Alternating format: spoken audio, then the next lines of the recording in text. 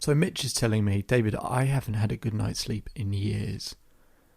I really don't know how to get through this. I really don't know how to change this. I'm exhausted. I don't have the motivation to do anything.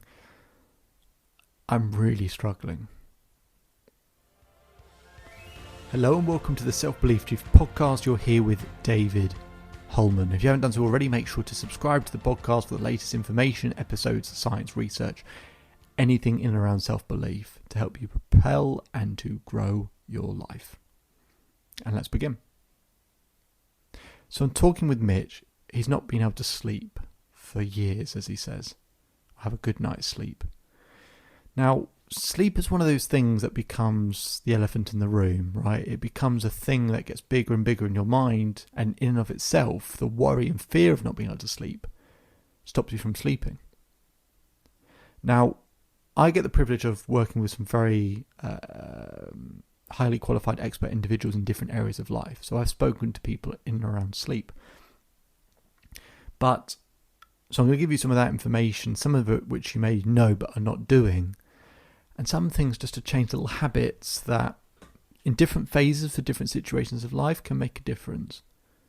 So the first thing I want to talk about, or the first thing I'll talk about is the conversation I had with Mitch. I said to Mitch, what time would you like to go to bed? And he said, I'd like to go to bed at 11. I said, okay, tell me what you do in the hour before you go to bed. He says, okay, all right. So I maybe finishing up some work. I have a cup of tea. I maybe have, I watch a little bit of TV, or I'm on my phone or something answering some emails. And then I'll put my phone down about 11:15, maybe do a bit of reading, and then I'll try and go to sleep. I said, okay. Now, one of the issues that Mitch has there is, amongst a number of things, is the TV and the phone.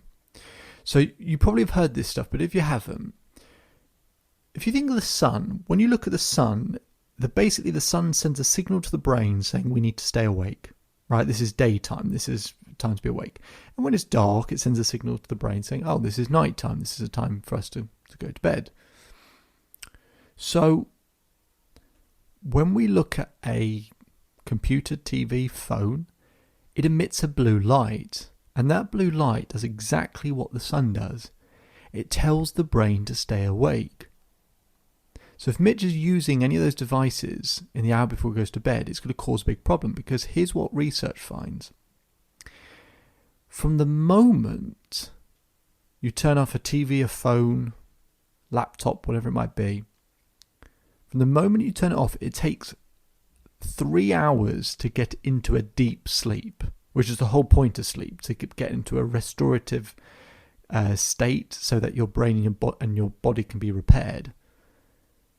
It takes 3 hours to get into a deep sleep. So when he's turning off at 11:15 and he thinks he's going to bed at 11:30, he's not.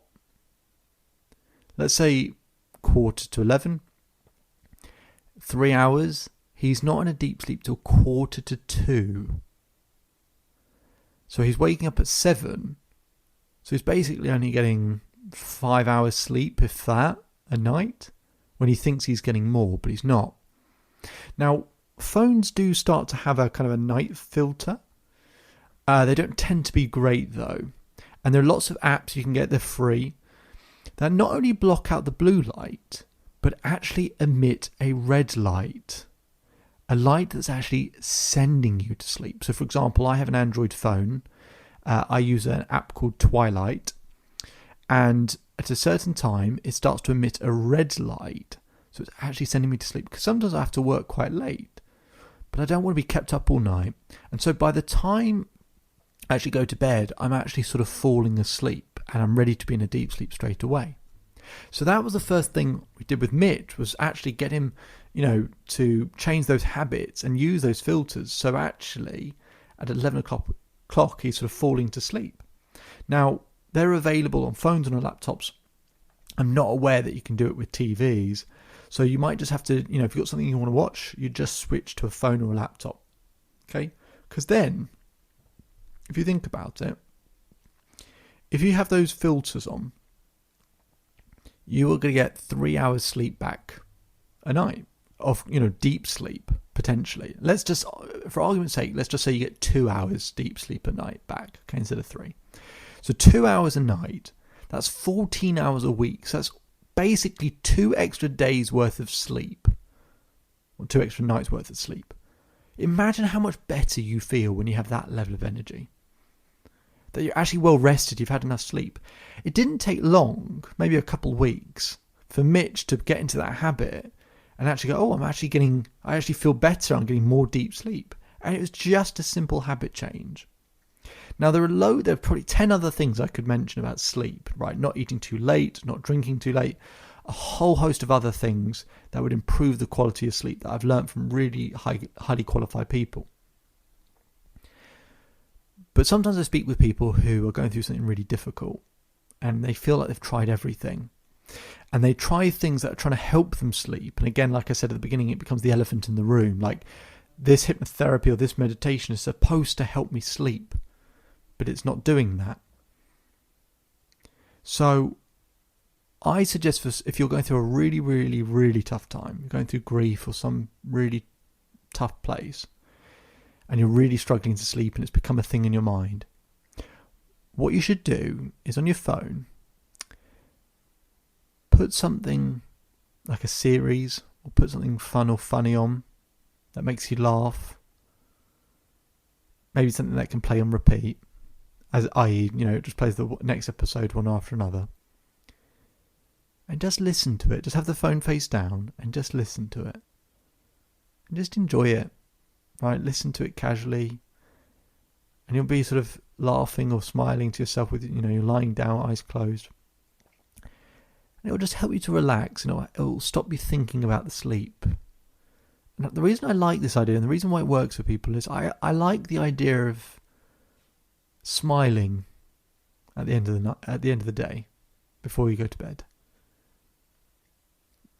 And just having that kind of ability to relax a little bit and actually turn it into something you'd look forward to, right? Looking forward to going to bed because then I can listen to something that makes me laugh or smile. And it doesn't matter what time you fall asleep. You just fall asleep when you fall asleep. But it just helps to just relax you a little bit, get that cortisol level, that stress hormone down. Just so at least you can, drift off and you're not worrying about going to bed because you're worrying about thinking too much. It's just have something that is enjoyable to listen to. I only suggest that for people who are going through a tough time, but if you are, I think it's a really simple way of just going to bed with a smile on your face. If you want more information and insights, you can visit the Self-Belief Chief website for more information. My name is David Holman. If you change today, today will change your life. So enjoy the rest of your day, enjoy the rest of your life, and I'll speak to you again soon.